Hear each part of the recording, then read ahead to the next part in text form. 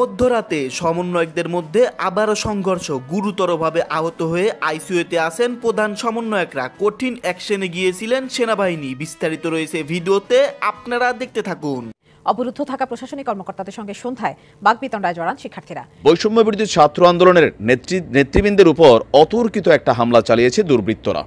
তিনতলায় আমরা যাই দেখবেন একজন আনসার দিয়ে কেসে রাখাইতো, আমাকে কোনো কথাও কইতে দেয় না, আমাকে বাড়িতে দেয় না, আমরা নিরুপায় হইয়া সবাই রাস্তায় নামছি। চিকিৎসায় অবহেলা সহ নানা অভিযোগে বিএসএমএমইউ এর সামনে সড়ক অবরোধ করে আন্দোলন করেছেন বৈষম্য বিরোধী আন্দোলনে আহতরা। অবরুদ্ধ শীর্ষ কর্মকর্তাদের সাথে আন্দোলনরত শিক্ষার্থীদের তর্ক বিতর্ক হট্টগোল চলছে। ক্যাম্পাসে উত্তেজনা সৃষ্টি হয়েছে।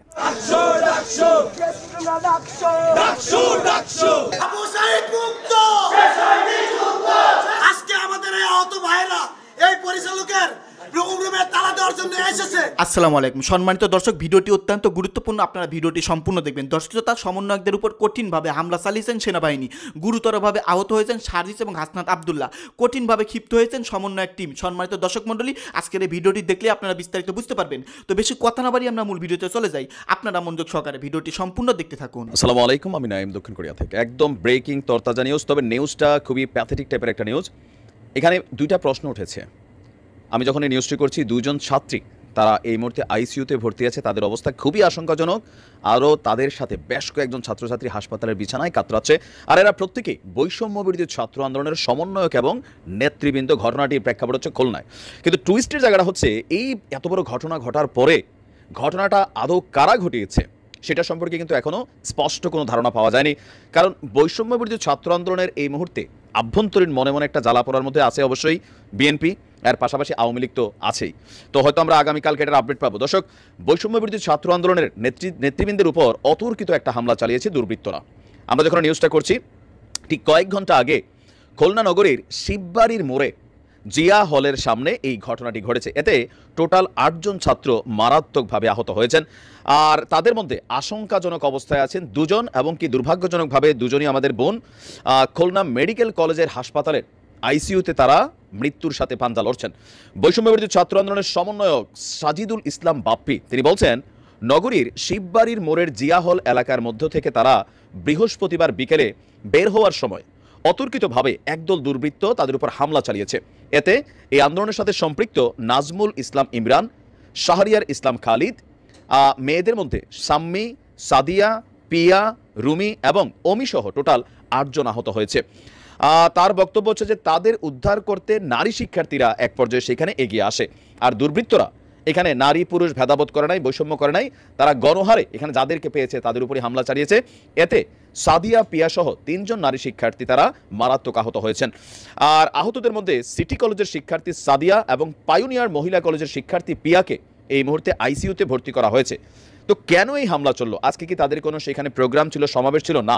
বক্তব্য হচ্ছে যে আপনার এই হামলার কারণ সম্পর্কে এখন পর্যন্ত সমন্বয়ক সাজিদুল ইসলাম বাপ্পি কোনো তথ্য দিতে পারেননি। আমাদের পুলিশ বলছে, যিনি আছেন সোনাডাঙ্গা মডেল থানার অফিসার ইনচার্জ মোহাম্মদ মনিরুল ইসলাম, তিনার বক্তব্য যে এখানে দুর্বৃত্ত বলতে কাদেরকে বোঝানো হয়েছে। তার বক্তব্য যে ছাত্রদের মধ্যে হাতাহাতির ঘটনাটি ঘটেছে। পরে তিনি সহ পুলিশের একটি দল সেই এলাকায় উপস্থিত হওয়ার পর কাউকে পাওয়া যায়নি। কোনো পক্ষ অভিযোগ দিলে পরবর্তী ব্যবস্থা নেওয়া হবে। এদিকে বৈষম্য বিরোধী ছাত্র আন্দোলনের শিক্ষার্থীদের উপর হামলার প্রতিবাদে সন্ধ্যা 7:30টায় শিববাড়ি মোড় থেকে একটি বিক্ষোভ মিছিল বের হয়েছিল। মিছিলটি শিববাড়ি থেকে ডাক বাংলোর দিকে চলে যায়। তবে পুলিশের বক্তব্যে এখানে একটা টুইস্ট, যেটা কানেক্টেড। ছাত্রদের মধ্যে হাতাহাতি হয়েছে।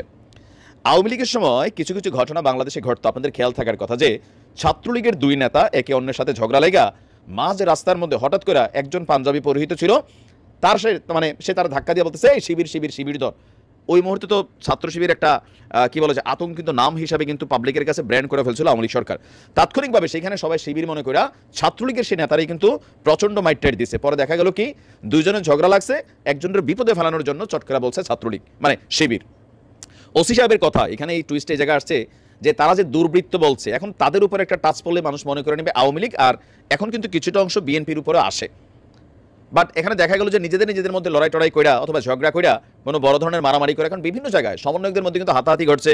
একদল আরেক দলের উপর ঝাঁপাই পড়তেছে, তুমি আসল সমন্বয়ক না ভাই, আমি আসল সমন্বয়ক। হয়েছে ক্ষমতা, একটা ক্ষমতা, তো সমন্বয়কে এই মুহূর্তে একটা বিশাল ক্ষমতা। তো সেই ক্ষমতাকে নিয়ে একটা কেন্দ্রীয় মানে টিম তৈরি হলে ওই টিমকে আবার আরেক টিম খারিজ করছে। যেমনটা আমরা আওয়ামী লীগ বিএনপির মধ্যে দেখি যে একদল আরেক দলে বলে যে না এটা হয় না, এটা মানে বৈষম্য হয়েছে। এরকম কিন্তু ঘটনাও ঘটতেছে। এমনকি নিজেরাই লাইগা এরকম ঘটনা ঘটাইলেও আবার এই পর্যন্ত কোনো পক্ষ কেন অভিযোগ দিল না যেখানে 2 জন আইসিইউতে আছে? কেন জানি মনে হচ্ছে নিজেরা নিজেরাই লাগছে, যার কারণে কাউকে তারা এখন পর্যন্ত ব্লেম করতে পারেনি। আজকে আমাদের এই আহত ভাইরা এই পরিচালকের রুমে তালা দেওয়ার জন্য এসেছে। ইভেন যে পর্যন্ত পদত্যাগ না করবে আহতদের এই আন্দোলন চলবে।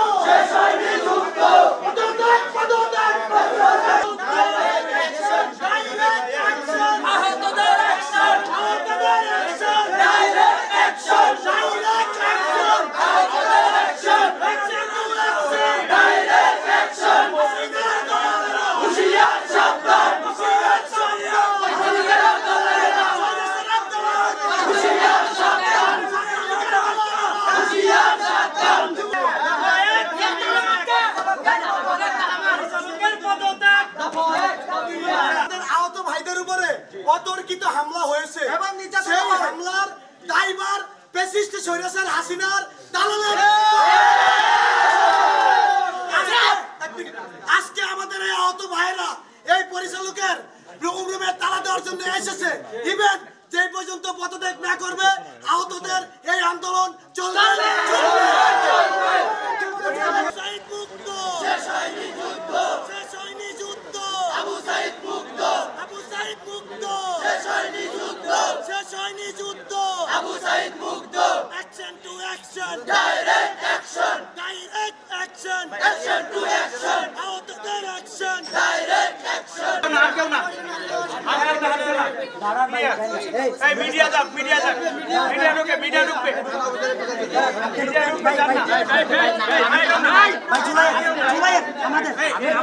আমাদের লোক আর কেউ না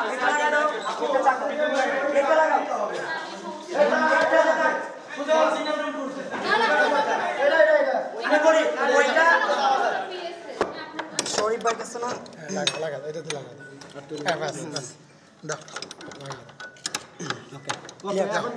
ওই গেটটা তালা মারি দিব এখন শেষ।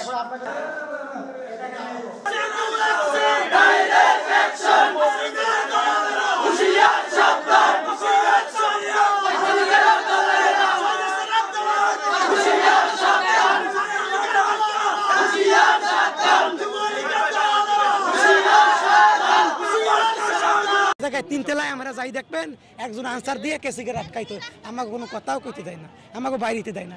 আমরা নিরুপায় হইয়া সবাই রাস্তায় নামছি। চিকিৎসায় অবহেলা সহ নানা অভিযোগে বিএসএমএমইউ এর সামনে সড়ক অবরোধ করে আন্দোলন করেছেন বৈষম্য বিরোধী আন্দোলনে আহতরা। তারা অভিযোগ করেন ফ্যাসিবাদের দোসররা এখনো হাসপাতালে থাকায় চরম অবহেলায় দিন কাটাচ্ছেন তারা। একই অভিযোগ ইউল্যাব বিশ্ববিদ্যালয়ের শিক্ষার্থীদের। সমন্বয়করা জানান অভিযোগের সত্যতা পেলে দ্রুত ব্যবস্থা নেওয়া হবে। বিএসএমএমইউ হাসপাতালের সামনের সড়কে শুয়ে আছে রনি। স্বৈরাচার বিরোধী আন্দোলনে যোগ দিয়ে 17 জুলাই বরিশালে গুলিতে কোমর ভেঙে যায় তার। রনির পাশে হুইল চেয়ার সহ বিভিন্নভাবে অবস্থান করছে আরও অন্তত 20 জন আহত রোগী। মূলত এরা সবাই আন্দোলন পরবর্তী সময় থেকে বিএসএমএমইউতে সেবা নিচ্ছেন। এ সময় নিম্নমানের খাবার, চিকিৎসায় অবহেলা, অসদাচরণ সহ নানাবিধ অভিযোগে বৃহস্পতিবার সন্ধ্যা 6:30 থেকে পরিচালকের পদত্যাগ চেয়ে সড়ক আটকে আন্দোলন শুরু করেন তারা। আমরা যখন যেতাম আমাদের সাথে সে অনেকভাবে রুট ব্যবহার করতো, খারাপ ব্যবহার করতো, অনেক ক্ষেত্রে ওষুধ আনতে গেলে হয়রানি শিকার হইতো। চিন্তা সার্জারি হয়েছে, আমাকে ধাক্কা দেওয়া ফালা দিছে, আমি তার উপর দিয়ে আমার ওরা 2-3 থাপ্পড় মেরে ফেলছে। 5 মাস মানে রক্তের গন্ধই এখনো শেষ হয় নাই, তারা এখনই মনে করেন আমাদের সাথে জুলুম করা শুরু করছে। তো মাস ধরে হসপিটালে গুলি খেয়ে পড়ে রয়েছে, হাতের অবস্থা দেয় না, হাতে কোনো ঠিক হয় না। এক খাবার আমরা রোগীরা কয় বেলা খাবো। এই জায়গায় 3 তলায় আমরা যাই দেখবেন একজন আনসার দিয়ে কেসিকে আটকাইতো, আমাকে কোনো কথাও কইতে দেয় না, আমাকে বাইরেতে দেয় না। আমরা নিরুপায় হইয়া সবাই রাস্তায় নামছি। 7:15টায় আহতদের সাথে কথা বলতে আসেন জাতীয় নাগরিক কমিটির মুখ্য সংগঠক সার্জিস আলম। বলেন এর সত্যতা পেলে আন্দোলনরতদের দাবির পক্ষে তিনি। বিভিন্ন অসুবিধার কথা যখন আহতদের ভাষ্য অনুযায়ী ডিরেক্টরকে বলতে যাওয়া হয়, তার রিপ্লেগুলো মানে যেভাবে যে ওয়েতে হওয়া উচিত ওই ওয়েতে হয় না, তার রিপ্লেগুলো হয় অনেকটা তুচ্ছ তাচ্ছিল্যভাবে এভাবে, এবং এভাবে বলা হয় যে তোমরা রিলিজ নিয়ে চলে যাও, এরকম অনেক কথা বলা হয় যেগুলো তাদের মনে হয় যে তাদের ন্যূনতম আত্মসম্মান যেটুকু ওই আত্মসম্মানেও লাগে। আন্দোলনকারীরা আরও অভিযোগ করেন, ফ্যাসিবাদের দোসররা এখনও হাসপাতালে গুরুত্বপূর্ণ পদে থাকায় এমনটি ঘটছে। এদিকে ফ্যাসিবাদের দোসররা এখনও ইউল্যাবে ঘাপটি মেরে বসে আছেন এমন অভিযোগে দুদিন ধরে ভিসি পদত্যাগ দাবিতে অনশন করছে বৈষম্য বিরোধী শিক্ষার্থীরা। অনশন ভাঙাতে বৃহস্পতিবার বিকেলে ক্যাম্পাসে আসেন মুখ্য সমন্বয়ক হান্নান মাসুদ। বলেন, এখনও আওয়ামী লীগের এমপিদের প্রভাবমুক্ত হতে পারেনি ইউল্যাব। এবং শিক্ষা কার্যক্রম যেন সচল থাকে, এই বিষয়গুলো নিয়ে মূলত আমরা আলোচনা করে যাচ্ছি। আমরা আশা করি যাচ্ছে অতি দ্রুত এটা সমাধান বের হবে। এসব সমস্যার সমাধানে অনতিবিলম্বে সরকারকে এগিয়ে আসার আহ্বান এটা হয়েছে যে আজকে আসলে বিভিন্ন অসুবিধার কথা যখন আহতদের ভাষ্য অনুযায়ী ডিরেক্টরকে বলতে যাওয়া হয়, তার রিপ্লেগুলো মানে যেভাবে যে ওয়েতে হওয়া উচিত ওই ওয়েতে হয় না, তার রিপ্লেগুলো হয় অনেকটা তুচ্ছ তাচ্ছিল্যভাবে এভাবে, এবং এভাবে বলা হয় যে তোমরা রিলিজ নিয়ে চলে যাও, এরকম অনেক কথা বলা হয় যেগুলো তাদের মনে হয় যে তাদের ন্যূনতম আত্মসম্মান যেটুকু ওই আত্মসম্মানেও লাগে। ওই জায়গা থেকে শেষ পর্যন্ত যেটা হয়েছে এখানে যে তাদের সাথে যখন এই বিষয়ে কথা হচ্ছিল, আনসারদেরকে দিয়ে একাধিক আনসারকে দিয়ে এনে তাদেরকে ঠেকানোর চেষ্টা করা হয়েছে, এবং স্টাফ ছিল, আনসার ছিল, এবং তারা এক পর্যায়ে যেটা হয়েছে যে ধাক্কাধাক্কির পর্যায়ে চলে গিয়ে গায়েও হাত তোলা হয়েছে। এখন আমি এভাবে একটা জামা পরে আছি, আমার পেটের এখানে 2টা বুলেট এপার থেকে ওই পার চলে গেছে, আমি 4 মাস ধরে বিছানার বেডে পড়ে আছি, আমার এখানে এখনো 20টা সেলাই আছে, কিন্তু এটা তো বাইরের কাপড় দিয়ে দেখা যাইতেছে না। ওইখানে ধাক্কা দেওয়া হয়েছে, পেটের ওই জায়গাটা আঘাত করা হয়েছে, ও কিন্তু রাস্তায় ওখানে শুয়েছিল, কিন্তু এবং এটা আসলে একজন ডিরেক্টর উপস্থিতিতে হয়েছে। এই জায়গা থেকে তারা ডিরেক্টরের পদত্যাগের দাবিতে তারা শাহবাগের রাজপথে রাস্তায় নামছে। আমরা যখন আমাদের জায়গা থেকে এসে বললাম যে ভাই, আমরা ডিরেক্টর যা করছে তার প্রত্যেকটা জিনিসের বিচার হবে, এটার জন্য সে যদি পদত্যাগ ডিজার্ভ করে তার পদত্যাগই হবে, কিন্তু আমাদের যে গণমানুষ, এই গণমানুষের আমরা কোনো সমস্যা করব না, তাদের চলাচলের রাস্তায় কোনো সমস্যা করব না আমরা। তারা এক কথায় মেনে চলে আসছে যে ঠিক আছে, আজকে বৃহস্পতিবারের দিন, আজকে অনেকেই ঢাকায় চলাচলটা অনেক বেড়ে যায়, সো মানুষের জন্য ভোগান্তি না হয়, তারা ভিতরে চলে আসছে। কিন্তু তাদের ওই একটাই কথা যে একজন ডিরেক্টর এত বড় একটা হসপিটালের, আমি একজন আহত, আমার সাথে যদি এরকম তুচ্ছ তাচ্ছিল্যময় একটা ব্যবহার হয় তাহলে সাধারণ রোগীদের সাথে কেমন হয়। সেই জায়গা থেকে তারা ডিরেক্টরের পদত্যাগের দাবিতে তাদের এই দাবিটা আমাদেরকে জানাইছে, এবং সবচেয়ে ভালো হয় তাদের সাথে কি হয়েছে সরাসরি তাদের কাছে শোনা, তাদের ভিতরে ক্ষোভটা জানা, এবং তারা যে এতটা সময় ধরে এখানে আছে তারা কি কি ফেস করতেছে তারা সবচেয়ে ভালো বলতে পারবে। আমি শুধু একটা কথা বলতে পারি যে আমার আহত ভাইদের সাথে যার মানে ওইটুকু যৌক্তিক যেটুকু তাদের মানে দাবি চাওয়া, যেটুকু তারা ডিজার্ভ করে, ওইটুকু যারা করে না আমরা তাদের সঙ্গ দিব না। তাদের যৌক্তিক দাবি যদি হয়, এবং এটা যদি আসলে আমরা আমাদের জায়গা থেকে এটাও দেখছি, যদি তার পদত্যাগটাই এই জায়গায় যৌক্তিক হয় তাহলে আমরা অবশ্যই বলবো যে এরকম একজন মানুষের এই চেয়ারে থাকার দরকার নেই, যে এটা হোল্ড করতে পারবে তেমন একজন মানুষ। সম্মানিত দর্শক, আপনারা বিস্তারিত ভিডিওতে দেখতে পারলেন সমন্বয়কদের বর্তমান অবস্থা। দর্শক মণ্ডলী, সমন্বয়কদের উপর কিছুদিন পরপরই হামলা চালানো হয়। সমন্বয়করা এবার কঠিনভাবে ক্ষিপ্ত হয়েছেন, তারা মাঠে নামার আন্দোলন দিয়েছেন, এমনকি ডক্টর ইউনূসকে পতন করার হুমকি দিয়েছেন। দর্শক মণ্ডলী, আপনারা বিস্তারিত ভিডিওতে দেখতে পারলেন বর্তমান দেশের রাজনৈতিক অবস্থা নিয়ে অনেক গুরুত্বপূর্ণ ইনফরমেশন। যাক, এই সম্পর্কে আপনারা কিছু বলতে চাইলে আপনাদের গুরুত্বপূর্ণ মতামত ভিডিওর কমেন্ট বক্সে অবশ্যই ঝটপট জানিয়ে দিবেন। ভিডিওর সঙ্গে সম্পূর্ণ আকারে থাকার জন্য আপনাদের সবাইকে অসংখ্য ধন্যবাদ।